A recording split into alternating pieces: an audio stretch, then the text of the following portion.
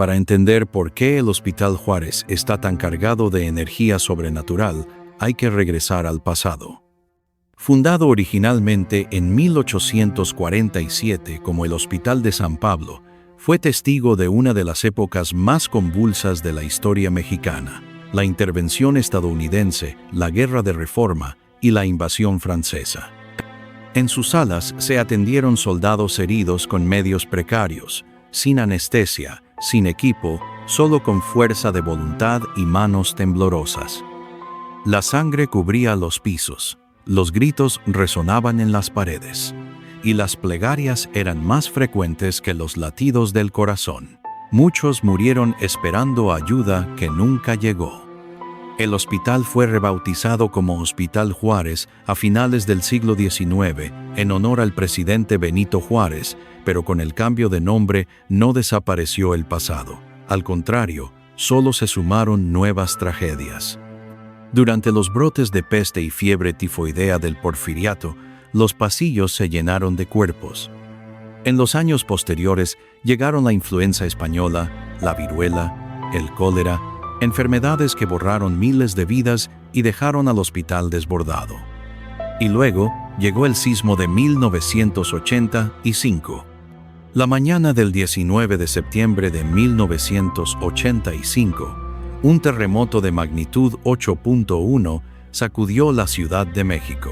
El Hospital Juárez fue uno de los edificios más afectados.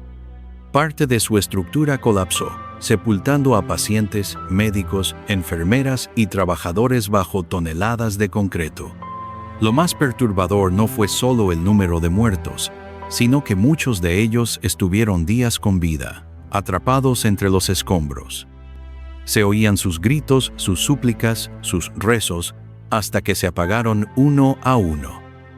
Las labores de rescate no fueron suficientes, y desde ese momento comenzaron a surgir los primeros reportes de apariciones.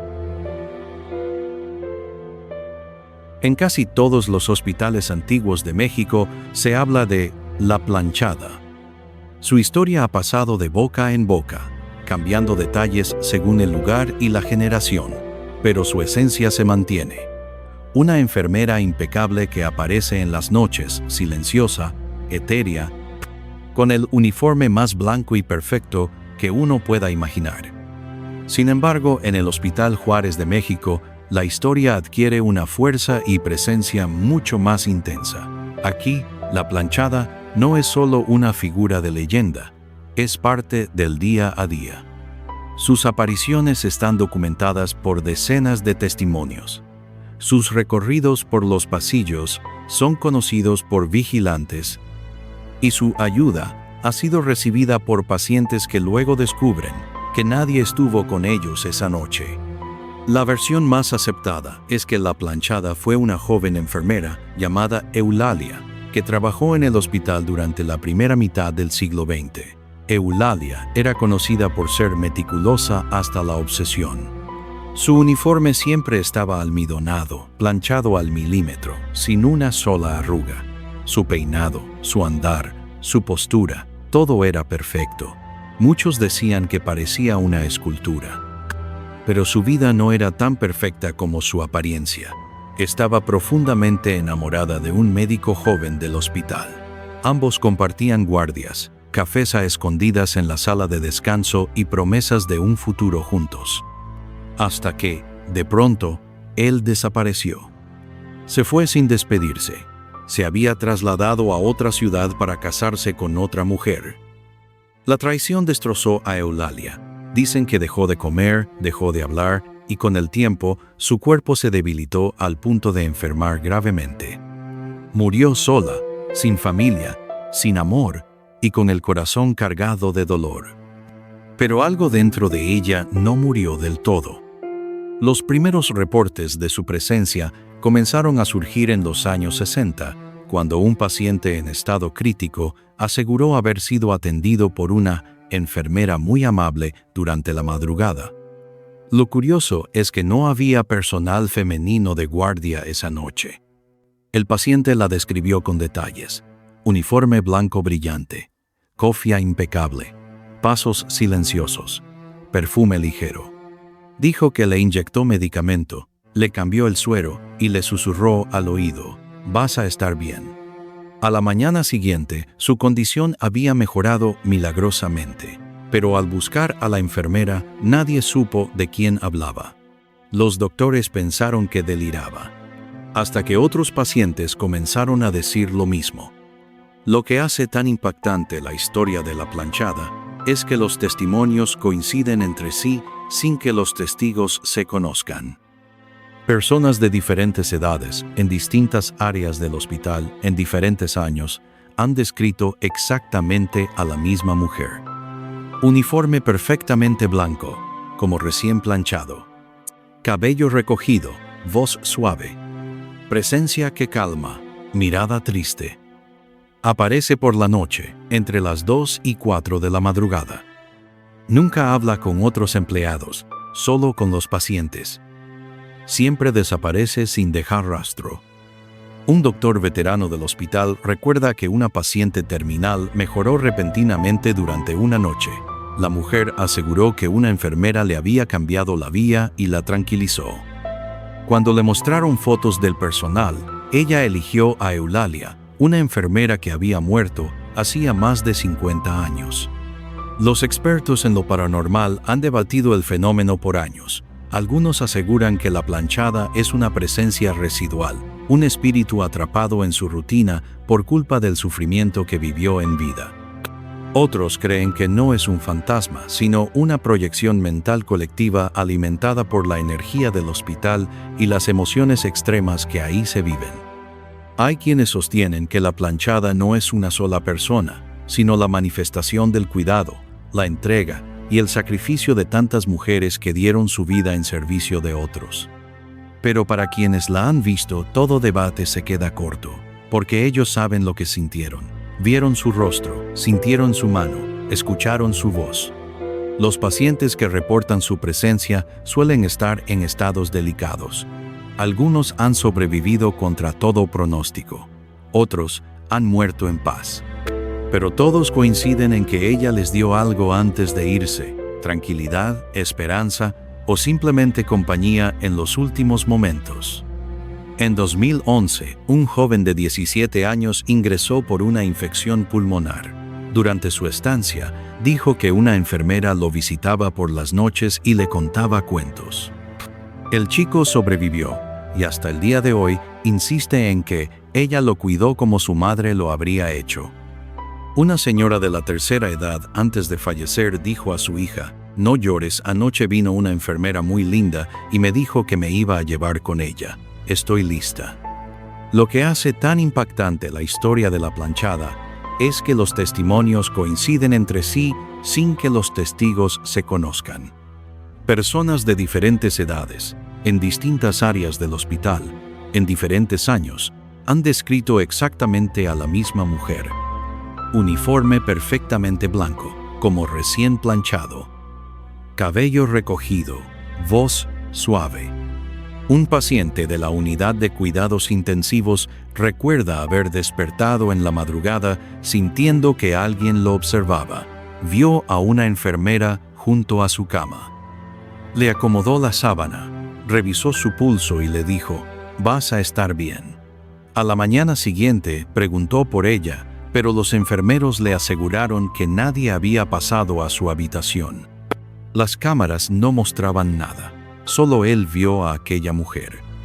Otro caso, documentado por personal interno, cuenta la historia de una paciente terminal que, al borde de la muerte, escribió una nota de agradecimiento a una enfermera de nombre Margarita, una que, según los archivos del hospital, no existía en la plantilla desde hacía más de 30 años.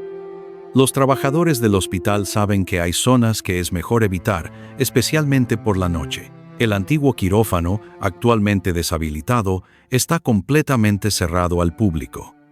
Sin embargo, los vigilantes aseguran que en las madrugadas se escuchan sonidos metálicos, como si alguien estuviera manipulando instrumentos quirúrgicos. Una doctora de turno nocturno relata que al pasar por ese pasillo, escuchó claramente una voz femenina que le dijo: «Ayúdame, no puedo salir». Al buscar de dónde venía, no encontró nada. Solo una camilla vacía, con la sábana aún caliente. Las apariciones no se limitan a la planchada. Hay reportes de niños corriendo por los pasillos en horarios en los que no hay pediatría activa. En el área de psiquiatría, los pacientes han reportado voces que les hablan durante la noche, algunas en idiomas extraños. Un testigo afirma haber visto cómo las puertas de 2 habitaciones se abrían al mismo tiempo, mientras una silla de ruedas comenzaba a moverse sin que nadie la tocara. Los elevadores suben y bajan sin control. Las luces parpadean. Los monitores de signos vitales se alteran sin explicación médica. Todo apunta a que algo o alguien sigue presente. Lo que hace tan impactante la historia de la planchada es que los testimonios coinciden entre sí sin que los testigos se conozcan. Personas de diferentes edades, en distintas áreas del hospital, en diferentes años, han descrito exactamente a la misma mujer. Uniforme perfectamente blanco, como recién planchado. Cabello recogido, voz suave. Un paciente de la unidad de cuidados intensivos recuerda haber despertado en la madrugada sintiendo que alguien lo observaba. Vio a una enfermera junto a su cama. Le acomodó la sábana, revisó su pulso y le dijo, «Vas a estar bien». A la mañana siguiente preguntó por ella, pero los enfermeros le aseguraron que nadie había pasado a su habitación. Las cámaras no mostraban nada. Solo él vio a aquella mujer. Otro caso, documentado por personal interno, cuenta la historia de una paciente terminal que, al borde de la muerte, escribió una nota de agradecimiento a una enfermera de nombre Margarita, una que, según los archivos del hospital, no existía en la plantilla desde hacía más de 30 años. Los trabajadores del hospital saben que hay zonas que es mejor evitar, especialmente por la noche. El antiguo quirófano, actualmente deshabilitado, está completamente cerrado al público. Sin embargo, los vigilantes aseguran que en las madrugadas se escuchan sonidos metálicos, como si alguien estuviera manipulando instrumentos quirúrgicos. Una doctora de turno nocturno relata que al pasar por ese pasillo, escuchó claramente una voz femenina que le dijo, «Ayúdame, no puedo salir». Al buscar de dónde venía, no encontró nada. Solo una camilla vacía, con la sábana aún caliente. Las apariciones no se limitan a la planchada. Hay reportes de niños corriendo por los pasillos en horarios en los que no hay pediatría activa. En el área de psiquiatría, los pacientes han reportado voces que les hablan durante la noche, algunas en idiomas extraños. Un testigo afirma haber visto cómo las puertas de 2 habitaciones se abrían al mismo tiempo, mientras una silla de ruedas comenzaba a moverse sin que nadie la tocara. Los elevadores suben y bajan sin control. Las luces parpadean. Los monitores de signos vitales se alteran sin explicación médica. Todo apunta a que algo o alguien sigue presente. Corre el rumor entre los internos de medicina que la sala 3B del pabellón antiguo es un lugar pesado, no porque esté infestada de pacientes graves, sino por algo más intangible. Algo que, aunque no tiene forma, se manifiesta. Fue un enfermero de guardia, llamado Javier, quien en una madrugada de turno doble se quedó dormido brevemente mientras organizaba expedientes en el escritorio frente a dicha sala. Despertó abruptamente por el golpe seco de una camilla contra la pared. Asumió que alguien la había movido mal, pero cuando se levantó, no había nadie. Solo la camilla, sola, junto a la pared contraria, donde él la había dejado. Pensó en una corriente de aire, pero en un hospital las ventanas no se abren, y menos en esa ala antigua. Volvió al escritorio y comenzó a escuchar una voz ronca, apenas un murmullo, desde dentro de la sala. ¿Ya me toca? Javier se acercó con cautela. Las camas estaban vacías, era madrugada y no había pacientes asignados a esa sala. ¿Hay alguien aquí?, preguntó. Entonces lo vio. Un hombre, de edad avanzada, acostado en la cama del rincón. vestido con una bata gris claro, ojos abiertos, sin moverse. Lo más perturbador no fue verlo, sino que, al volver con otro enfermero segundos después, ya no había nadie. La cama estaba hecha. El sensor de presencia del techo no se había activado en ningún momento. En el libro de ingresos de ese cuarto, una sola anotación figuraba en tinta vieja. Paciente, Joaquín Beltrán. Fecha de defunción, 1979. En el edificio sur, existe un antiguo elevador de carga que ya no se usa desde hace más de una década. El último piso al que puede acceder es el sexto, aunque el séptimo sellado desde un incendio menor en 2009 sigue registrado en su panel interno. Una noche de septiembre, el guardia Martín hizo su ronda como siempre, con su linterna colgando del chaleco, su radio chirriando estática y su libreta medio arrugada en el bolsillo. Al pasar por el cuarto de calderas, escuchó el ding seco del elevador. Se detuvo. Era imposible. Nadie tenía llave para activarlo desde esa hora. El panel digital marcaba: subiendo, piso 6, piso 7. El elevador se detuvo.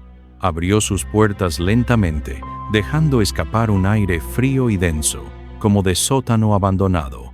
Martín apuntó la linterna, y lo que vio lo dejó paralizado.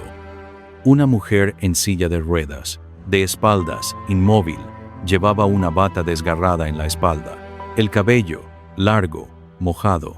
Al apuntar su linterna por segunda vez, ya no estaba ahí. Durante días evitó contar lo ocurrido, hasta que otro vigilante, sin conocer su relato, aseguró lo mismo. Ese elevador llega a un piso que ya no existe. Hay una leyenda más sutil, pero no por ello menos inquietante. La llaman la presencia del aroma. En ciertas habitaciones del ala de maternidad antigua, aún usadas en casos especiales, pacientes y enfermeras han reportado un intenso olor a gardenias. Un perfume dulce, penetrante, que flota en el aire por segundos y luego desaparece. El dato inquietante es que las gardenias no se usan en los arreglos del hospital, y menos en la zona de maternidad. Una mujer de nombre Teresa, embarazada de 7 meses y hospitalizada por preeclampsia, afirmó haber soñado durante 3 noches seguidas con una señora de rostro amable, con cabello trenzado y una blusa bordada, que se sentaba junto a su cama y le decía: «Tranquila, tu bebé estará bien. Yo también perdí uno aquí». A la mañana siguiente, cuando relató el sueño a una enfermera de mayor edad, ésta palideció. «¿Te dijo su nombre?», preguntó. «No, solo dijo que también perdió un hijo y que aún cuida a las madres que llegan solas». En los archivos olvidados de maternidad existe el caso de doña Ernestina Robles, partera voluntaria durante los años 50. Falleció de un infarto tras atender un parto complicado en la habitación exacta donde Teresa dormía. Y sí, según los registros del velorio, su flor favorita eran las gardenias. En el área de pediatría vieja, al fondo de un pasillo que ya no se usa, algunos trabajadores aseguran haber escuchado la risa de un niño por las noches, a veces cerca, a veces lejana, a veces incluso entre los lockers del personal. Una residente en prácticas llamada Ana lo vivió de cerca. Estaba sola revisando expedientes en la madrugada cuando escuchó pasos pequeños. Creyó que era un hijo de paciente que se había escapado de la sala. Salió al pasillo, llamó: «Hola, pequeño, ¿estás perdido?». Nada. Pero la puerta de una sala de juegos se cerró de golpe detrás de ella. Entró lentamente. Todo estaba oscuro, salvo un rincón iluminado por una lámpara tenue, y en el suelo una peonza de madera giraba sola. Al día siguiente, le contó el incidente a una enfermera de planta. Ella solo asintió y dijo: «Lo escuchamos desde hace años. Dicen que era un niño con leucemia que murió esperando a su mamá. A veces juega, a veces llora, pero siempre vuelve». El Hospital Juárez es más que un sitio de ciencia, bisturís y diagnósticos. Es un ecosistema donde la frontera entre la vida y la muerte es delgada, ambigua y, a veces, permeable. Es un lugar donde los vivos no siempre están solos. Las historias se entrelazan. Los testimonios varían en detalles, pero coinciden en esencia. Hay algo más ahí, algo que trasciende el tiempo y la materia. Tal vez son los ecos de quienes dieron su vida al servicio, o de quienes la perdieron sin despedirse.